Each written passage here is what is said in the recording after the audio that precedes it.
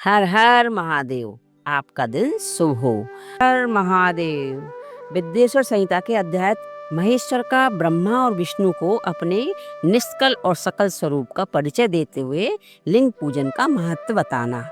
नंदिकेश्वर कहते हैं, तदनंतर वे दोनों ब्रह्मा और विष्णु भगवान शंकर को प्रणाम करके दोनों हाथ जोड़ उनके दाएं बाएं भाग में चुपचाप खड़े हो गए।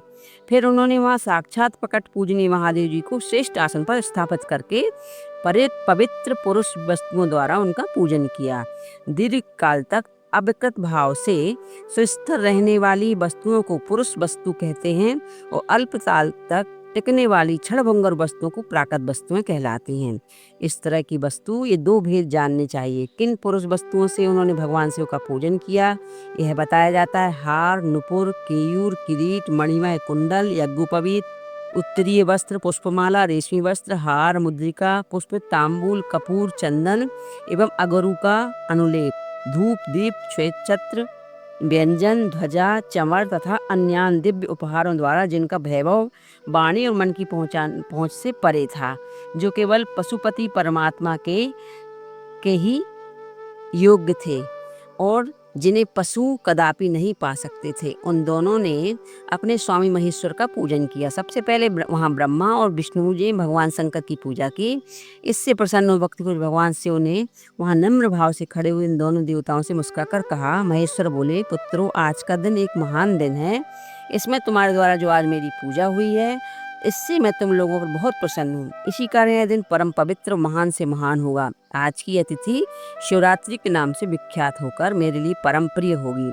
इसके समय जो मेरे लिंग, निष्कल अंग, आकृति से रहित निराकार स्वरूप के प्रतीक बेर, सकल साकार स्वरूप के प्रतीक विग्रह की पूजा करेगा, वह पुरुष जगत की सृष्टि और पालन आदि के कार्य भी कर सकता है। जो शिवरात्रि को दिन रात निराहार एवं जितेंद्रिय रहकर अपनी शक्ति के अनुसार निश्चल भाव से मेरी यथोचित पूजा करेगा, उसको मिलने वाला फल का वर्णन सुनो। एक वर्ष निरंतर मेरी पूजा करने पर जो फल मिलता है, वह सारा फल केवल शिवरात्रि को मेरा पूजन करने से मनुष्य को तत्काल ही प्राप्त कर लेता है। जैसे पूर्ण चंद्रमा का उदय समुद्र की बुद्धि का अवसर है, उसी प्रकार यह शिवरात्रि तिथि मेरे धर्म की वृद्धि का समय है। इस तिथि में मेरी स्थापना आदि का मंगलमय उत्सव होना चाहिए। जब ज्योतिर्मय स्तंभ रूप में प्रकट हुआ था, वह समय मार्गशीर्ष मास में आद्र नक्षत्र में युक्त पूर्णमासी या प्रतिपदा है। जो पुरुष मार्गशीर्ष मास में आद्रा नक्षत्र होने पर पार्वती सहित मेरा दर्शन करता है अथवा मेरी मूर्ति या लिंग की ही झांकी करता है, वह मेरे लिए कार्तिकेय से भी अधिक प्रिय है। उस शुभ दिन को मेरे दर्शन मात्र से पूरा फल प्राप्त होता है। यदि दर्शन के साथ साथ मेरा पूजन भी किया जाए तो इतना अधिक फल प्राप्त होता है, इसका वाणी द्वारा वर्णन नहीं हो सकता है। वहां पर मैं लिंग रूप से प्रकट होकर बहुत बड़ा हो गया था, अतः उस लिंग के कारण यह भूतल लिंग स्थान के नाम से प्रसिद्ध हुआ। जगत के लोग इसका दर्शन और पूजन कर सकें, इसके लिए अनादि और अनंत ज्योति स्तंभ अथवा ज्योतिर्मय लिंग अत्यंत छोटा हो जाएगा। यह लिंग सब प्रकार के भोग सुलभ कराने वाला तथा भोग और मोक्ष का एकमात्र साधन है। इसका दर्शन, स्पर्श और ध्यान किया जाए तो यह सब प्राणियों को जन्म और मृत्यु के कष्ट को छुड़ाने वाला है। अग्नि के पहाड़ जैसा जो यह शिवलिंग यहाँ प्रकट हुआ है, इसके कारण यह स्थान अरुणाचल नाम से प्रसिद्ध होगा।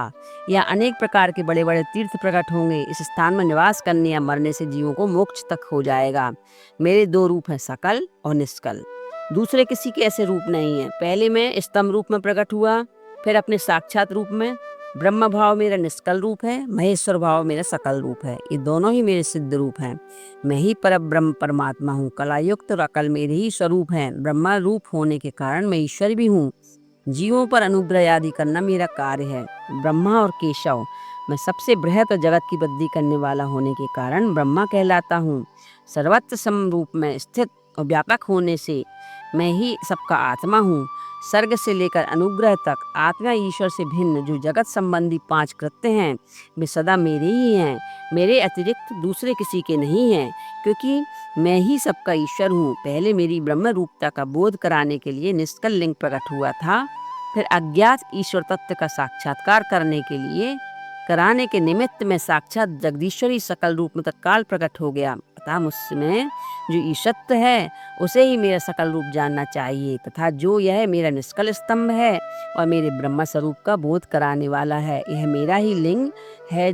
तुम दोनों प्रतिदिन यहाँ रहकर इसका पूजन करो।